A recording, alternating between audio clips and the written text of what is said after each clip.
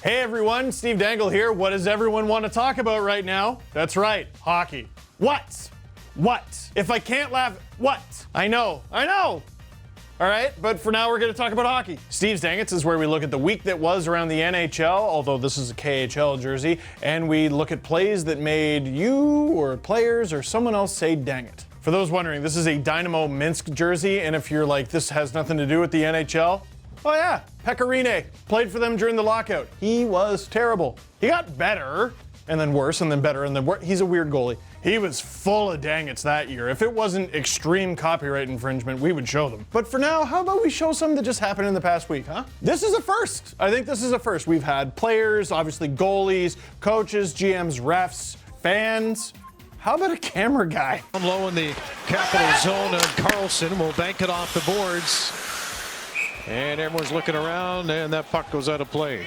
Oh, what happened there? Why'd they, is that delay a game? What happened? Watch this. Here's Carlson takes the shot, and it hits that hole directly, and that's why everybody was looking for it, where'd it go, and right through the hole. And we've got Jeffrey Barnes there in the jaw. It looks like he needs a little attention. They got it right in the chin. Yeah, he got a little blood in his hand there. Let's see if he's man enough to stay with it and continue to snap pictures here, or he's got to evacuate. Well, see if he's got a camera as well. Oh, gee. That is not just a camera guy getting a puck to the face going flush through the camera hole. Man, you blocked a John Carlson shot with your face. That guy is probably going to win the Norris Trophy this year, and you blocked one of his shots with your face. Look at the cameraman though. Look, he doesn't seem that bothered. You can tell he's kind of like, no, this is gonna be a great story. Like you're set at the bar for like, the next how many years? When it's safe to go to the bar. What? But the poor guy though, that couldn't have tickled. That's a dang it. Our next dang it is, I don't know what this is. Thought Osterley was in too soon. Play goes on. Puck deflected in off Demko. Do you know what you just saw? I don't know what here, show the other angle. And here you can see Thatcher Demko as the puck is off the stick, off his back. He didn't get his shoulder tight to the post fast enough, and that just a quick, ugly goal that I don't know. We need one more angle. We're gonna figure out what happened here. Gets. And Clayton Keller just gets that puck in deep to Osterley, and that puck goes off the stick of Carl Soderberg. He's the man who puts on the pressure. Right here, gets his stick in there, and that puck jumps up and down, and I believe off that left shoulder of Demko and into the back of the net, and he knew immediately that was a goal. There's the pressure, and that is... No! Carl Soderberg just scored the flukiest goal of his entire career. Watch this nonsense in slow motion. Coyotes on the power play. He's battling behind the net, chips the puck up, and Thatcher Demko. Man, I'm just gonna say it. That shouldn't count towards his save percentage. Okay, it's a goal. There's bounces in hockey. Fine, I get it. That should not count. Whatever Demko's next contract negotiation is, whatever they say his numbers are, he should improve it by 1 goal against. Because it will say on the stat sheet that goal was scored by Carl Soderberg. The goal will be awarded to the Arizona Coyotes, but in reality, that goal was scored by God. Man, playing against the Canucks and where the Coyotes are in the standings, they're probably hoping for a few more of those. But for now, Thatcher. That's a dang it. Steve, what's he supposed to do? Dang-its do not have to be someone's fault. They just simply are, man. Shut up, it's legal. Dang-its, that is. Now, you've already survived puck to the face, okay? But that one wasn't too gory, right? Most of you got through it. This is a warning for if you're squeamish, you're maybe gonna wanna fast forward a couple minutes. You're not even gonna like me saying this out loud. So here it comes, it's gonna go right in your ear holes. Sportsnet has extended me for 2 more seasons. I'm kidding, it's actually slightly worse than that, only slightly. Here's Johnny Boychuk taking a skate to the eyelid of Lehkonen. This one is fired high and wide.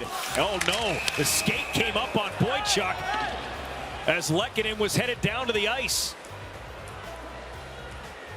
Yeah, Johnny Boychuk, he's cut. He's heading right off the ice. Oh boy.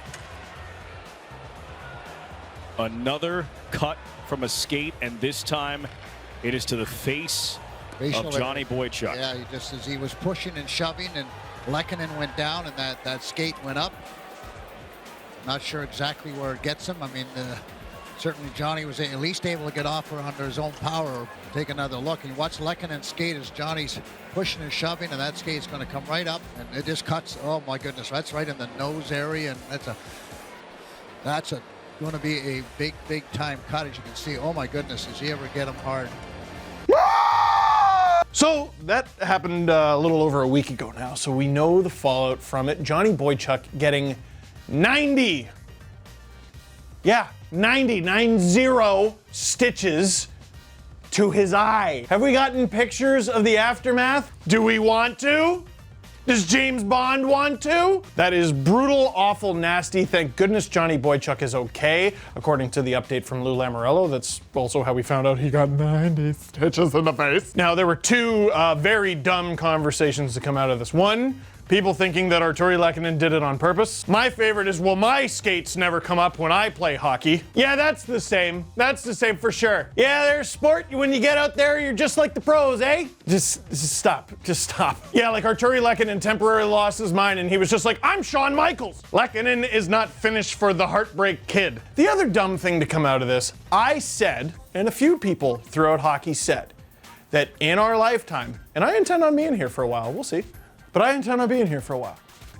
I said in our lifetime, full face protection will be mandatory in the National Hockey League. What are we doing to our sport? Everybody's gotten so soft, said hundreds of dudes without faces worth saving. Speaking of which, you know what's soft? Your face! It's made of skin and cartilage, brainwave! Well, ask any player, bro. Ask any player. They don't like wearing the shield. Ask any player. They can't see as good with the shield. You know what they can't see as good without? Their cornea. Goalies didn't like masks. Part of the reason we have a rule book is hockey players are out of their minds. No, bro, you're over-exaggerating. How many of you play with guys who don't wear jocks? I saw a conversation proudly announcing, I play with like 10 guys who don't. Are you nuts? It's like the cheapest thing you can get in your hockey equipment. And for you, the smallest. Oh, we can't say that? We can't say that.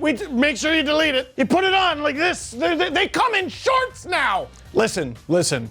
Dropping all the yelling and screaming. Things like this are happening more and more often. The equipment is getting faster, sleeker, sharper, and the sport is faster than it's ever been. Stuff like this is going to happen more and more often, and it's more and more preventable. We're not asking anybody to reinvent the wheel. We're asking you to play hockey the way you did growing up. Cage, shield, whatever. You know what would make goalies faster and more athletic? An absence of pads. Listen, I know that scars look awesome and they're great stories to tell and yada yada. This is nuts. We gotta stop. And at some point it's gonna stop. It didn't stop with Owen Nolan. It didn't stop with Brian Berard.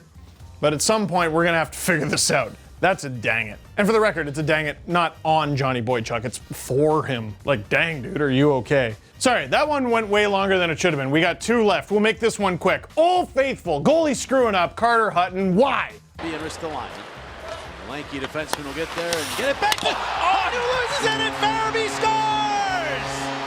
Joel Farabee says thank you very much. It's 3-1 Philadelphia. Tonight as well, Ristolainen might rethink this the next game. Putting it back to Carter Hutton.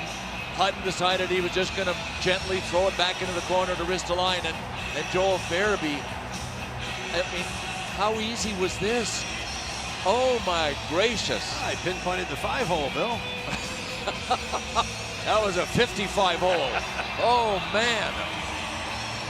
Good for Joel Farabee. Fresh off his call up from the AHL, Joel Farabee's just like, oh, in the NHL, they just give you gifts. And what's great is he makes the mistake, but then just sort of like stands there like panicked, like lost kid at the mall. They said to just stand here. No, dropped it. What did? That is an enormous dang it, and the Buffalo Sabres season in a nutshell. Oh, it's not. Oh, we had 3 left. Oh, sorry, now we have 2 left. This one is pretty self-explanatory. See if you can spot the dang it. And rush opportunities in the second with Eichel. Puts it toward the goal, off body, slammed all the way around by Johnson. He slammed all the way around by Johnson. He slammed all the way around by Johnson. Here, one more time, just making sure you saw it. He slammed all the way around by Johnson. Here's Rasmus Ristolainen being taken out by Kasperi. Oh, it's Casper the Friendly Ghost is who he got taken out by. That wasn't very friendly there, Casper. Ristolainen, maybe a little too vigorously tried to keep the puck in and ends up wrecking himself. Just show it like 3 times more, like really quickly together, because it's funny to me. Slams all the way around, slams all the way around, slams all the way around. Ah, thanks. Okay, yeah, that's a dang it. It kind of looks like he got his stick lifted by Zdeno Chara. Hey, speaking of a stick lift from Zdeno Chara, I think that'll be our last one. Sorry, that's just a hilarious new trend, and he's like, well, I don't know, I've done everything else in this league. I'm 6'9", I'm just gonna try it. It's weird that your brand is sending sticks 30 feet in the air. Well, actually, no, his brand is Bruins Hockey, which means line brawls, which means this is a dang it. A dang it for who, Steve? I don't know, it just kind of feels like it belongs here, doesn't it? Back to McAvoy, dances around Kucherov. The rocket, the save by Vasilevsky. Oh, what? No goal ruled. The Bruins thought it was in. Chara drive wide. Kucherov comes up ice. Kucherov cuts to the middle and Chara eliminates him. Oh, we're going to go back to that one, Jack. That puck was across the goal line, even though the referee was sounded adamant. the siren, which means that Toronto has seen a goal. And now Pat Maroon wants to go, of course. And then Cirelli came in behind with a cross check. All right. It's time to settle things down. Corrali manhandles Killorn. You take your Harvard degree and take it to the hospital. Now Braden Point. Now it's Cirelli. On top of Coyle, and Chara's squaring off with Maroon, saying, do you want to see the afterlife? I'll take you there. Maroon gets the takedown.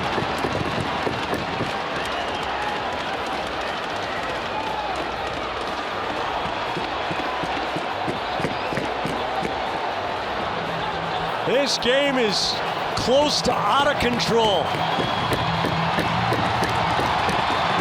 Meanwhile, get out the decibel meter, because when they announce that the Bruins have scored to cut it to 3-2,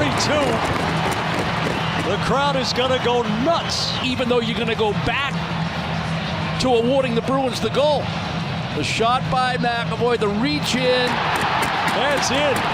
I'm not sure if it was Corrali who forced that puck underneath. Was it Kasha? No, it's going to be Corrali. There's that puck clearly across the goal line. This will be a 3-2 game.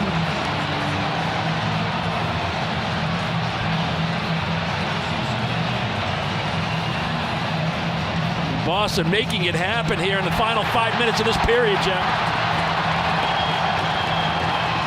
They're showing the slow motion on the center scoreboard.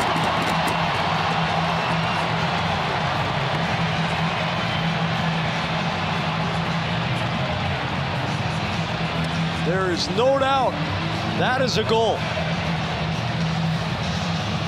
The entire puck across the entire line. They do, and it's Boston. You got all the momentum now. What's that? By Cirelli.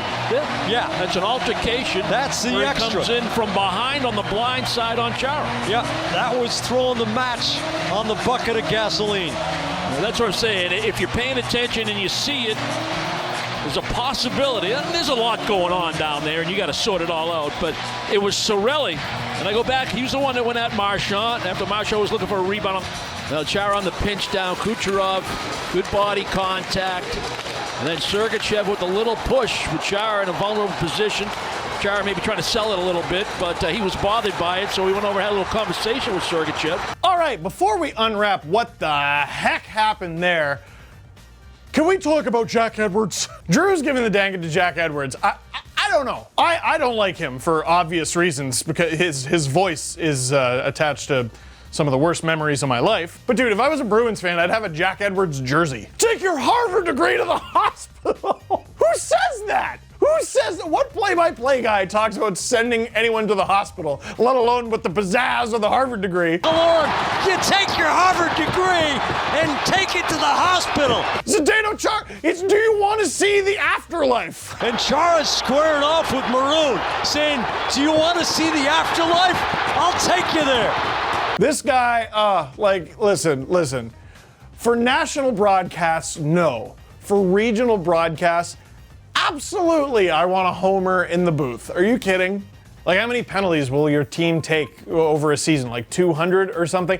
To your home broadcaster, the answer in their head should be like 6. And even then, it's like, oh, the 5 for fighting, but like it should have been 2 for roughing. Maybe. But here's what happened on this play. But here, let's break down this play. Tampa thinks they just cleared it right off the line. We avoided that tight game against Boston. Let's go about our shift. And then the horn goes off. It's actually, in most places, it's a horn. That's like a siren. Doesn't it feel like the mascot's about to run onto the ice with the flag? But then in the middle of all that, forget the fact that a goal was just scored, which the crowd is already probably freaking out about that. A line brawl breaks out in the middle of all that, featuring Patrick Maroon and the biggest player in NHL history. Now, nobody saw the afterlife, but the Bruins did get a goal out of it. Reminder that there is a pretty decent chance these two teams meet in the playoffs. Drew, can we delete that from the script? Can you, here, cut. I would never agree to say. Good, thank you for agreeing to delete it. All right, you want me to end it now? So that is it for this one. Thank you very much for watching. Leave a comment in the comment box down below. Let us know how we did. Click like if you like this video. Click subscribe if you really liked it. Tell all your friends. Dynamo Minsk, great team.